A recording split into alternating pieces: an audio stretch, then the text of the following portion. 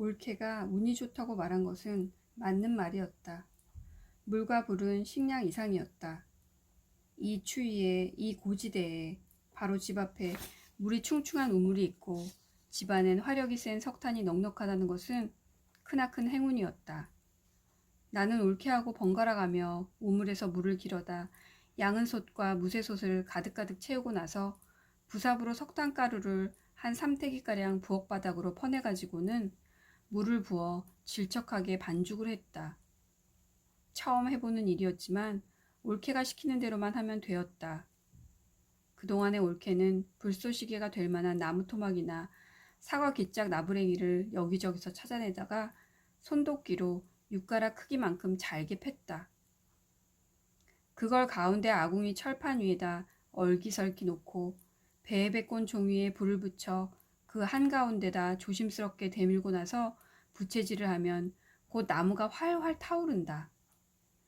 그 위에다 수제비 반죽처럼 질척한 석탄 반죽을 손바닥만큼씩 뚝뚝 떠서 얹으면 곧 맹렬한 불꽃을 튀기면서 이글이글 장밋빛으로 타올랐다. 이상한 일이었다. 수화 상극이라는데 올케의 손을 거치면 물과 불이 열광적으로 화합하는 게 그렇게 감동스러울 수가 없었다. 그런 신기할 비밀을 알고 있는 올케가 믿음직스러웠고 여태껏 어떤 친구에게도 느껴보지 못한 우정의 기쁨 같은 걸 느꼈다. 분탄의 화력은 부엌과 구두를 후끈후끈 덮여줬을 뿐 아니라 양은솥의 물을 단박 설설 끓게 했다. 나는 신이 나서 더운 물을 연방 안방으로 퍼날라 오빠와 아이들이 깨끗하게 씻도록 하고 우물에서 새로 물을 길어들였다. 그동안 올케는 약간 화력이 준 불덩어리를 아궁이에서 풍로로 옮겨 담아 밥도 짓고 찌개도 끓였다. 무엇보다도 겨울에 더운 물을 넉넉히 쓸 수 있다는 건 편리한 것 이상의 기쁨이었다. 사치를 누리고 있다는 만족감까지 맛보았다. 그러나 아침 저녁 석탄가루로 수제비를 떠야 하는 올케나 내 꼴은 말이 아니었다. 우리는 가끔 눈만 반짝이는 얼굴을 마주보고 허파줄이 끊어진 것처럼 허리를 비틀고 한없이 웃어제끼곤 했다. 그날 밤 이후 다시는 우리 식구 말고 딴 사람을 군인이고 민간인이고 만난 적이 없었지만 이 도시가 진공 상태라고 생각하진 않았다. 그날 밤만이 아닐 것이다. 인민군대는 아마 매일 밤 그렇게 스며들어 올 것이다. 그렇지만 이 도시엔 반반한 집, 튼튼한 건물도 많은데 하필 이 빈촌에 주둔할 까닭이 없을 것이다. 어쩌면 붉은 군대는 단지 이 도시를 거쳐갔을 뿐 그들이 있어야 할 전선은 우리가 생각하는 것보다 훨씬 더 남쪽에 있을지도 모른다. 신문도 방송도 떠도는 말도 접할 길이 없었으므로 우리는 오늘 우리가 안 죽었다는 것밖에는 앞으로 언제 어떤 일이 닥칠지 아무런 예측도 할 수 없었다. 전선이 일단은 우리 머리 위를 지나갔다는 확실한 증거는 그날 밤 전찻길까지 나가본 광경이 전부였다. 세상이 또 한 번 바뀌었다면 우리는 인민공화국의 하늘 아래에 있으련만 그 실감은 나지 않았다. 선전선동 공작이 미치지 않는 공화국은 상상도 할 수가 없었다. 그러나 우리 말고도 민간인이 남아있어 이 도시 어느 지붕 밑에선가 숨쉬고 연명하고 있다는 것을 믿을 수 있다는 것은 크나큰 위안이었고 씩씩하게 물깃고 석탄 반죽할 수 있는 힘이 되었다. 다행히 오빠도 세상이 확실하게 바뀌었다는 걸 알고부터는 말을 더듬지 않게 되었다. 그렇다고 오빠에 대해 안심할 수 있는 건 아니었다. 오빠의 태도는 종잡을 수가 없었다. 그는 새로운 희망에 들떠 있었다.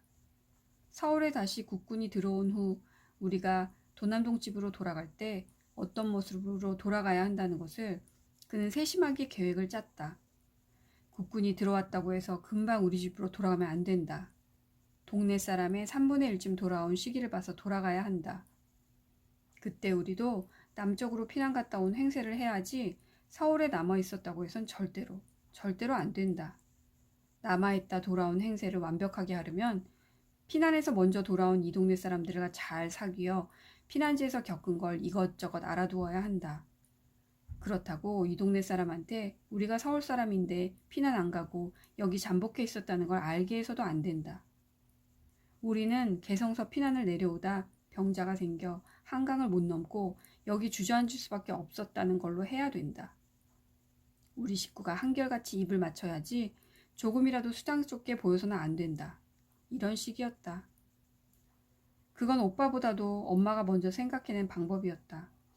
다소 치사하지만 나도 은근히 동의한 바가 있었건만 오빠가 하도 집요하게 그리고 세부적인 것까지 미주알 고주알 지시를 하니까 마치 미천한 근본이 드러나는 것처럼 낯뜨거워서 안 듣고 싶었다.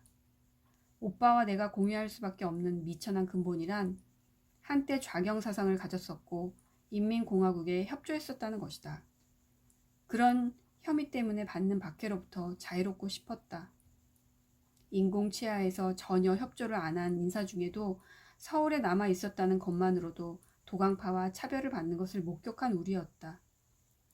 이번에야말로 우리도 도강하고 싶었고 남아하고 싶었다. 어떤 고생을 하든지 상관없었다. 남아는 좌익이라는 혐의와 상쇄할 수 있는 유일한 방법이었다.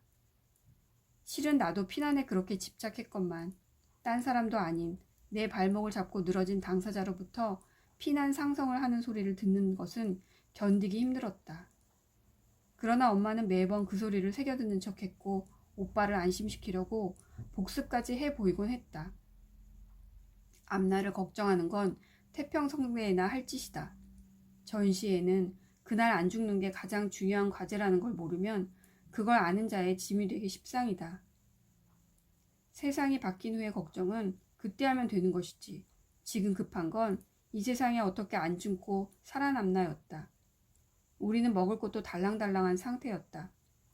남은 식량을 늘여먹기 위해 올케와 나는 이미 굶주리고 있었다. 오빠는 빈말로라도 그런 걱정 한마디 없이 언제 닥칠지 모를 앞날을 예습하기에 여념이 없었다. 일사후퇴 후 한때 그가 말을 더듬을 정도로 두려워한 것은 진공 상태 그 자체가 아니라 곧 또 한 번 겪어야 할 인민공화국이었을 것이다. 그러나 막상 그 세상이 되자 또 한 발 앞서 지금 이 세상이 아닌 딴 세상 걱정을 하고 있었다. 그런 오빠가 믿고 버겁다가도 잠든 오빠를 보면 불쌍했다. 관통상 때의 출혈로 잠든 오빠는 백지장 같았다. 더군다나 오빠는 진통제 없이 잠들지 못했다.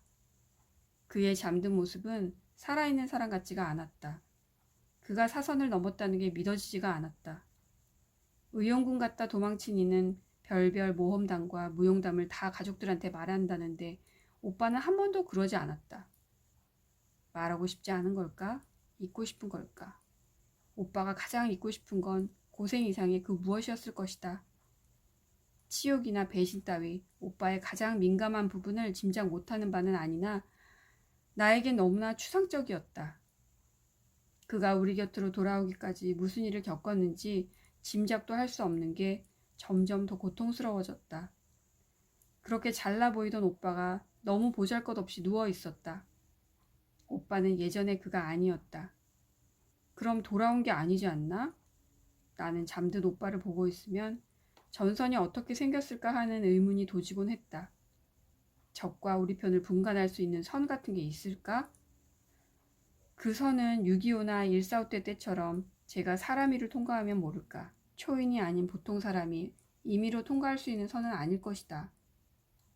어떤 미친 사람이 홀로 그 선을 향해 돌진한다면 틀림없이 앞뒤에서 일제히 맹렬한 사리가 퍼부어질 테고 순식간에 온몸이 벌집이 되고 말 것이다. 오빠도 살아 돌아온 게 아니라 그때 무참히 죽은 것이다. 지금 아랫목에 누워있는 건 오빠의 헛개비일 뿐 진정한 그는 아니다. 전선이면 보통 전선인가? 이데올로기의 전선 아닌가? 어떻게 온전하게 살아 돌아오기를 바라겠는가? 라는 체념 끝에는 분노가 솟구쳤다. 이데올로기 쟤까짓 게 뭔데 양심도 없지. 오빠 같은 죽음이 양심의 짐이 안 되는 이데올로기 따위가 왜 있어야 하느냐 말이다.